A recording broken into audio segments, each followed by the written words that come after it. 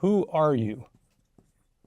And how do you prove it? Especially if you're trying to do it at opposite ends of a wire.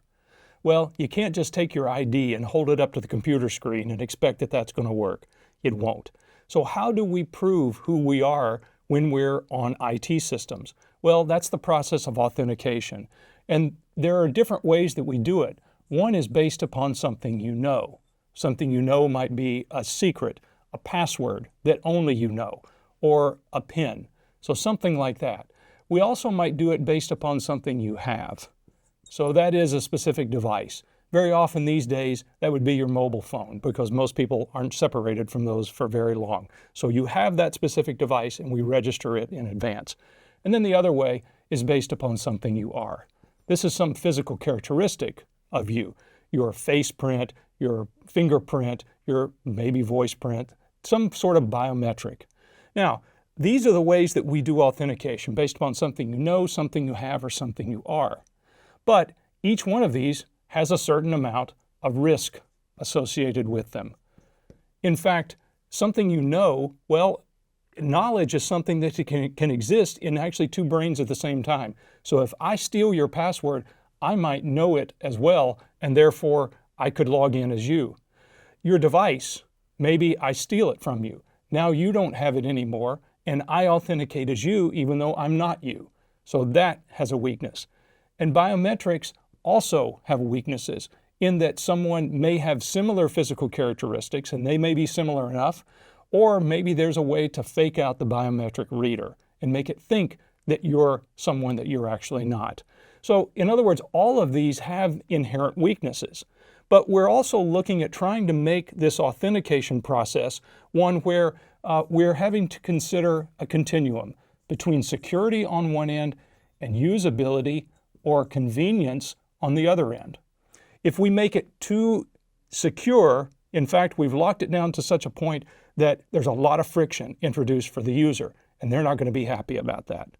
And the opposite end is, if we make it so easy, in other words, like put no lock on the front door, then anybody can walk in. It's very usable, very accessible, very convenient, but then there's no security. So where is the right place along this continuum? Well, in fact, what we're going to take a look at in this video is risk-based authentication. We're going to throw risk into the consideration and look at these factors, which oftentimes we will use in combination. For instance, if I take something you know and something you have, or something you have and something you are, or something you know and something you are, or all three of those, we call that multi-factor authentication. What if I consider not only these factors, but some other things and create a risk-based calculation that then lets me do more fine-grained authentication decisions? That's what we're going to look at in this video. Okay, let's take a look at this relationship between risk and trust. It turns out that as risk increases, well, guess what? Trust will decrease. And conversely, the opposite happens. If risk goes down, then our sense of trust should be increasing. Now let's think about that when it comes to authentication, and specifically risk-based authentication. So that means if I've got a very high risk scenario based upon how I've judged it to be, then I'm not going to trust it very much and I might limit some capabilities. Let's take a look at an example of what that might be. So let's say we're over here on this end of the spectrum, and we'll say it's a low risk situation. So low risk, high trust. Probably what we're going to say in that case is allow it. They've logged in, and what they were trying to do wasn't really all that risky to begin with, and the information they've given me gives me a lot of confidence and trust, so we're going to allow it. How about the next case?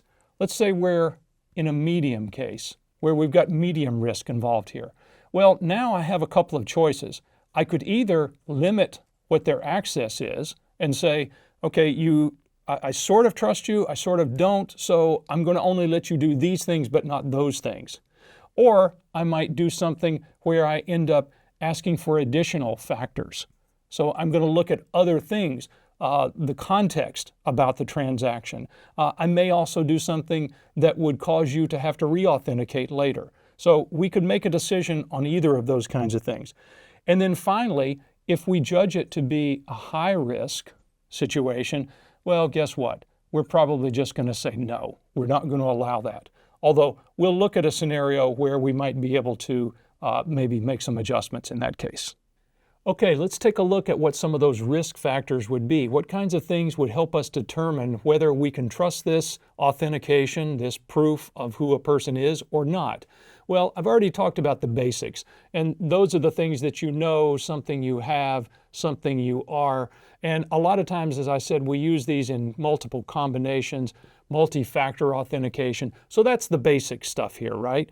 Well, there's another one that actually fits into this as well. That's a kind of unusual one. It's called a behavioral biometric. So we're looking at how a person actually does something, not just the physical characteristic of what they look like, but for instance, one of these would be the way you type in your password.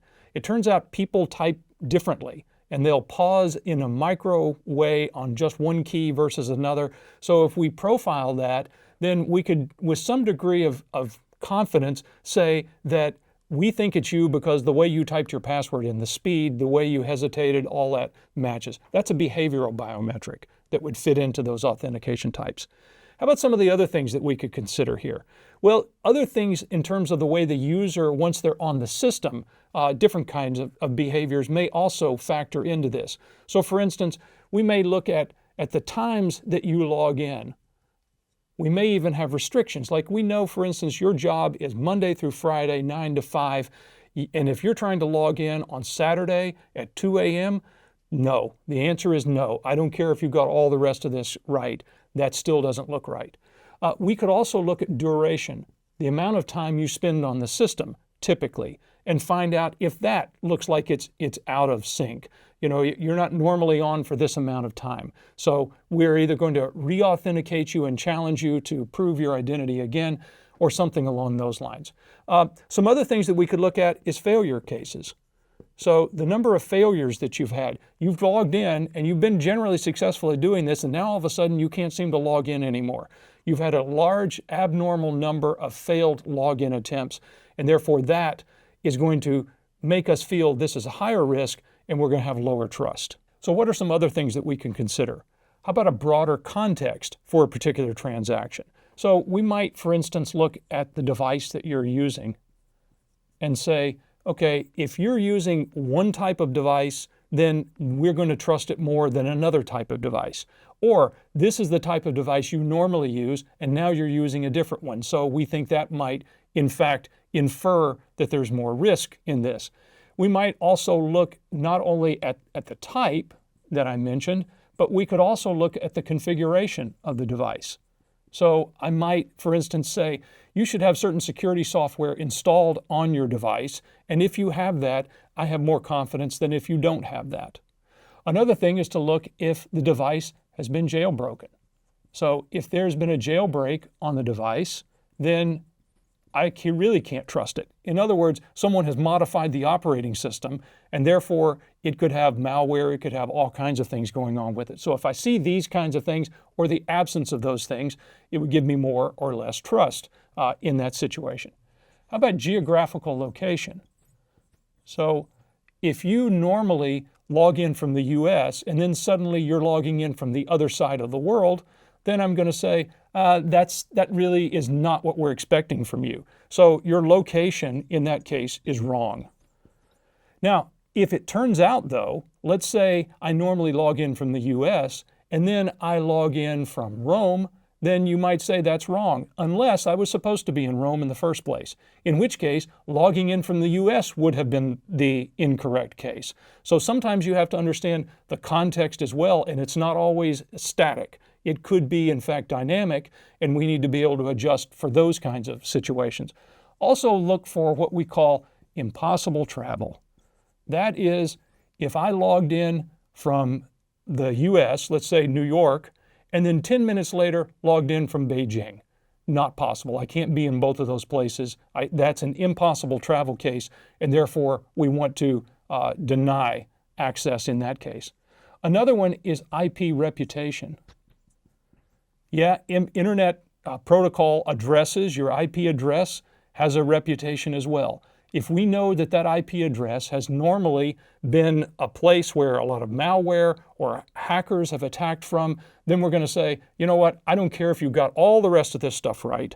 It's really not worth it. It's too high risk. But if your IP address generally has been a good actor on the internet, then I'm going to have more confidence in you, and I'm going to allow this to go ahead through. Some other things that we could look at would be transactions. The kind of transaction that you're going to do. So the type of transaction. There are certain things, maybe you're checking your balance, or maybe you're trying to do something that is of higher value. So now in this case, I'm going to consider some graded trust that goes along with this. The sensitivity of the transaction. What kind of information am I trying to get out?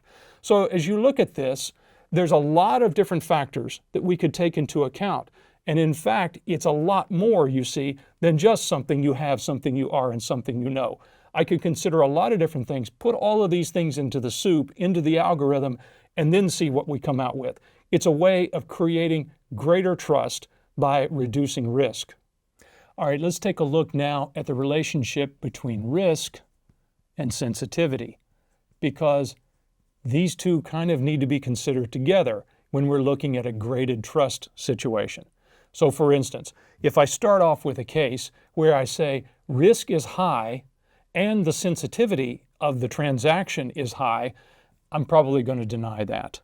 On the other hand, if I say risk is low and the sensitivity is low, I'm going to allow that to go through. So those are the two extremes. Now it gets a little dicier. Let's say that the sensitivity is high, but the risk is low. Okay, as long as the risk is low, I'm probably in most cases going to go ahead and allow that. However, what about this case? This is an outlier. Now risk looks to be high and sensitivity is relatively low, but because of that high risk, I may say, you know what I want to do? Let's challenge you. Let's do something we call a step-up authentication. So you gave me something to prove who you are, but I considered it to be still fairly high risk. So maybe I'm going to go re-challenge you and make you step up your authentication. In other words, give me additional proofs that you didn't give initially. So that's another type of option that I might do. And you might decide different things based upon your policy and your tolerance for risk. Not everyone has the same tolerance for risk. But bottom line, as you see, this is a hard problem, authentication. And it's why we can take things like something you know, something you have and you are, and we can determine a certain amount from that. But if I could add in these additional factors, things like your behavior, when you're doing these things, the context of the device, the transactions that you're trying to do and their level of sensitivity, I could take all of those things into account and actually make a better decision. It's a more complex decision, but the beauty of this gives us risk-based authentication. It's adapting to the situation. You may also hear the term adaptive access or adaptive authentication. They're very similar in concept. So with this, I can now adapt my risk to the level of authentication someone is given, and that way we end up with what is hopefully a more frictionless environment for the user and a more secure situation for the organization.